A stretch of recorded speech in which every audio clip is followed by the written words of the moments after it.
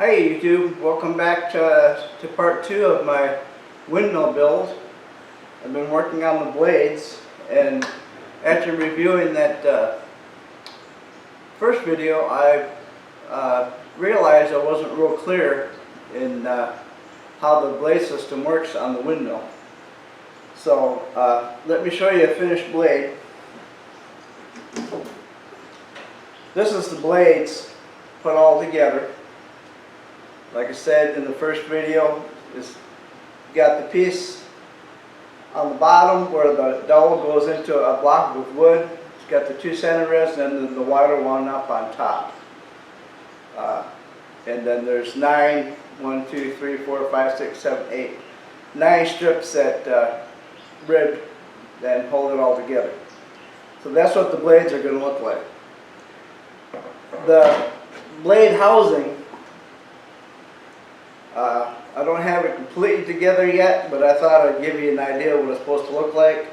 This shaft spins on these bearings inside here, and then there's a block of wood that goes on this shaft. And as that spins, the blades get stuck into the 3/4 inch hole on the block, and that's what spins the blade. The housing itself uses a Lazy Susan that it gets attached to the bottom like that, and then this whole thing spins this way. So you got these blades, the blades spinning that way, and this whole housing on top of the windmill will spin this way. So that's maybe that'll help you understand a little bit better the mechanics of how the blades are going to work on the windmill. When I put the blades together, is what I did. I got the first one all measured out, made sure all my slats were evenly spaced apart. According to the plans, I needed a 1/4 inch on this side and a 1/2 inch on this side. I guess for looks, I don't know why they didn't put them, but I went ahead and went by the plans, and that's how the plans said to do it. So on the bottom here is what I did is I took a piece of plywood, put 2 of those strips 18 1/4 inches apart, so I was able to set the long strips of the blade inside this template and hold everything together. But that's how I'm doing my blades. Once I get them all done, I'll make the block that the dowels fit into, and put all my assembly together like it's supposed to be, and then I'll start on the main body of the sound windmill. Okay, I got the blades finished. I got them all put together. So I'm going to start making this block that the blades go into. I've already cut the dimensions of the block, and I'm drilling the 3/4 inch holes, one on each side for the blades. I've set up our dust collection system on the drill press to try and keep some of the shavings and stuff off the table and stuff, and it's actually doing a pretty good job. I don't know if you can see from this close-up, but it is picking up a lot of the shavings and stuff, so they're not flying all over the shop. I've got the drill press depth gauge set for 1 inch, so all the blades will have the same depth. I've been happy with this drill press. It's been a good drill press. Like the light and stuff on it. I took off one of the handles on the spinner because it was getting in the way, but kept it in the door in case I ever want to put it back on again. I've seen a lot of other videos on where I do the same thing. The only thing I don't care for about the drill press is the laser. It's not a very good laser as far as the crosshairs for the laser go. They're hard to adjust and zero in.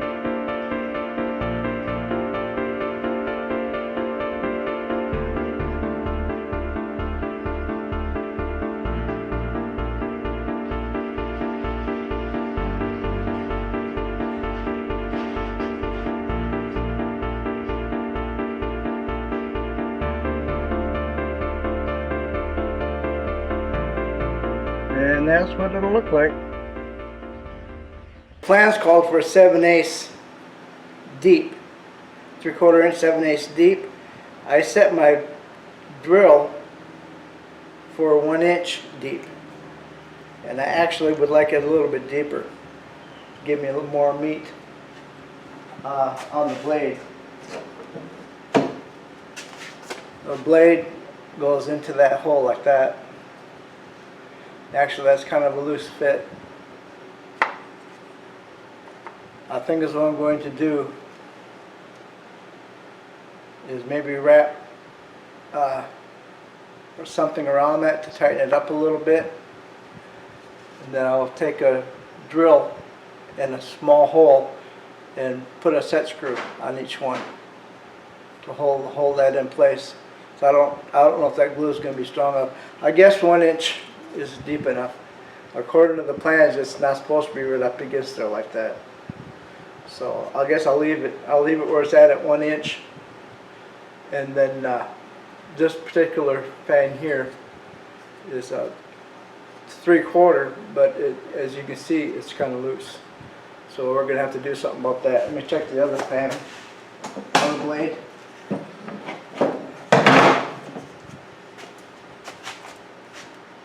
This blade fits a little tighter, so that one's pretty good. I'll be able to glue that one on there. They'll be at a certain angle. This one will go on like that and back and forth. Well, you can see what I'm doing or not. That's what they're supposed to look like. I have time to go back like that, something like that. They don't go flush like that. They're at an angle. So I have to figure out what angle I want them before I do it. Okay, here's an update on my windmill. I'm going to start working on the main body of the windmill. The plans call for 6 pieces of 3/4 inch plywood, 24 and 5/16 inches long. And each edge is going to have to be 30 degrees because it makes like a cone shape. Let me show you.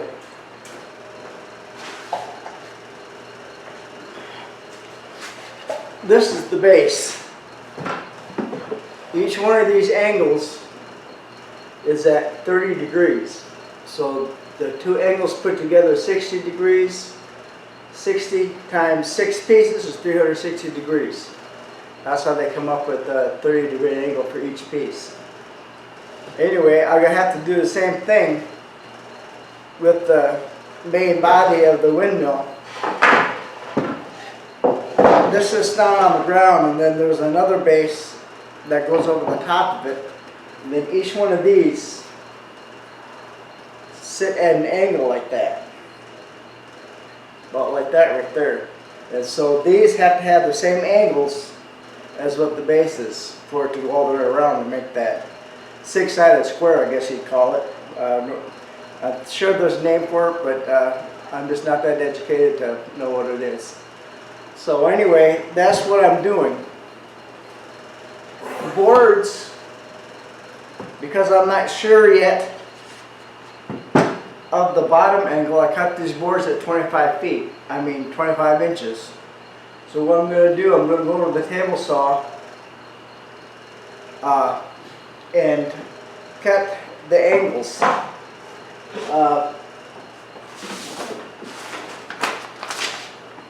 I don't know if you'll be able to see this or not, but this is the size right here, and they both taper. So I'm going to have to taper the boards. It's 9 inches here on the bottom, and on the top it's like 4 5/8 or something like that. So what I'm going to have to do is when I cut these on the saw, table saw, each side is going to have to be 30 degrees. And then also I'm going to have to taper from 9 inches down to 4.5 inches. So what I did is I put together a taper jig for the table saw. Loosened these up. I found this online on a video. I kind of copied what he did. These get loosened up, and then you can move these back and forth like that. So I will set this where I need my angle. The board will go in like that with the toggle clamps to hold it in place. And then I will put this up against the fence and cut my angles at 30 degrees. So I'm not sure if it's going to work yet, but that's sort of my plan. Okay, so what I'm going to do is what I figured out how I'm going to get these angles right. Is I measured my 24 5/16. Remember I told you I cut these boards about 25 inches to give myself just a little bit of play in case I get the angles screwed up. But I measured and drew a line at 24 5/16. I know I have to be 9 inches on this end and 4 11/16 inches on this end.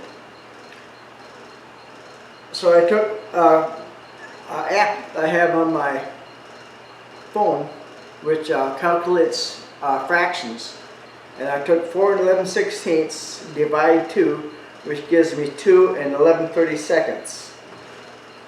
So I'm going to take my forgot the name of them.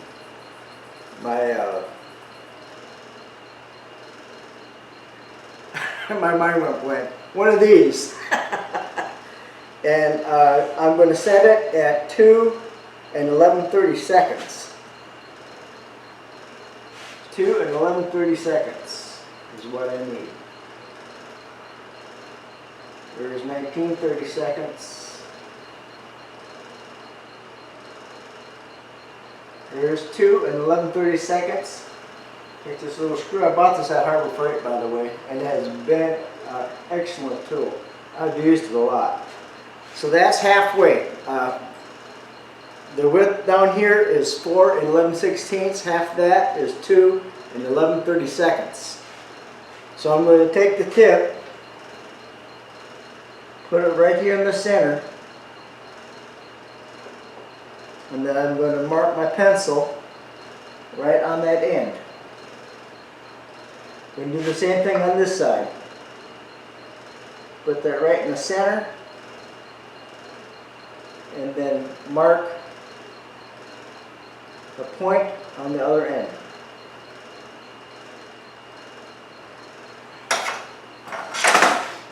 Now I have my 4 11/16 from this point to this point, and it's centered on the board. So now I'm going to take my ruler, and I know this end here has to be 9 inches, so it's going to go right to the corner. I'm going to put my yardstick right on that mark, and I'm right on the corner here. Draw myself a line right to that corner. Do the same thing on this side. Put it right on the corner. Get me lined up on my mark. That looks good right there. And draw myself a line. Okay. This is what I need to cut out. It tapers down like that. And then as I cut it, it's going to have to be cut at a 30-degree angle. It's going to have to be like that. I want to make sure that when I cut it, I cut the angles so the smooth side of the plywood is on the outside. It'll be a whole lot. This is kind of rougher on this side, and it's going to take a lot more sanding. So I'm going to try and make sure all my cuts are made so the smooth side is towards the outside of the windmill. Hey guys, here's another update on my windmill. I've got the main body kind of tacked together. I don't have it really glued or anything yet. I put it together so I get an idea what it was going to look like, and to make sure I got these angles on the bottom correct. This was a real bear to try and figure out how to cut. In a second here, I'll take one of the ones apart and show you. but the angles had to go like that. I couldn't figure out a way to do it with the table saw. Every time I tried to use a jig that I found online, it would just bind the blade up and try and kick back on me. So I have no idea what I was doing wrong. I'm sure it was something I was doing, but I couldn't figure it out. So what I ended up doing is setting my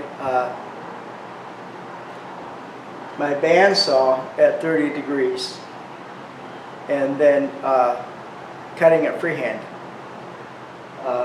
It came out pretty good.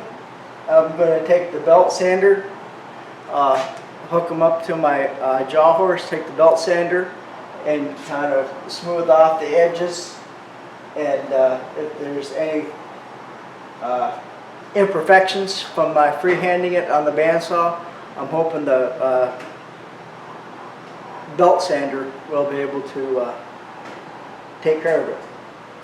The bottom part and the top also have to be cut at a 10-degree angle because it's leaning in. These have to be flat, and then when I put the top on, they also have to be at 90 degrees. So in order to get that 90 degrees, I have to cut 10 degrees off the top, 10 degrees off the bottom. If I don't cut the bottom, then I'm going to end up with about a 1/4 inch gap right here on the edge. So these have to be cut so that it sits flush down on the base. Okay. The way I did these first two, and then I put it together to make sure that I had the angle in the right direction. I'm pretty bad about angles. I get confused sometimes when I'm working with angles. So I wanted to make sure before I went into too much that it was going to fit. And as you can see, these two front ones I've already cut, and they're flat down on the workbench. If I turn it around, hopefully it won't fall apart on me. I just got it kind of held together with a couple brad nails. But as you can see here, on this end I haven't cut it yet. Okay, and it's got maybe a 1/4 inch gap right here between the board and the table. So that's going to have to be cut this same way all the way around. The way that I did that, let me turn this camera a little bit. I made a little jig for the bandsaw. I tried to cut it on the table saw, and I couldn't get the right angle and stuff.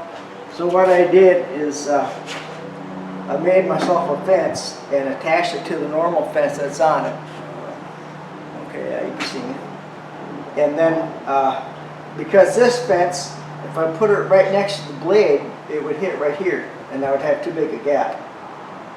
And these edges right here, I'm just putting right down the edge. I'm not hardly taking any material off at all. That's how much material I'm taking off it.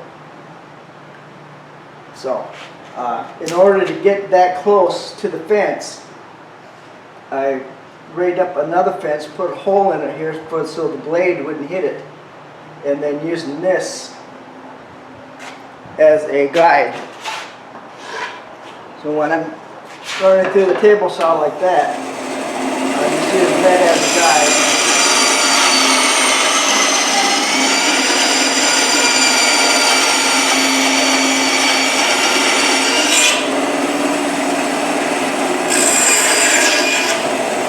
As you can see, and that's my 10% angle right there. It's real close to the edge. I'm not taking off a lot of material, but I'm still getting my angle that I need. So that's how I did that. I'm going to finish cutting them and then glue everything together, and then we're going to start painting it. I want to paint everything before I start assembling it, and hopefully we'll get this project done in part 3.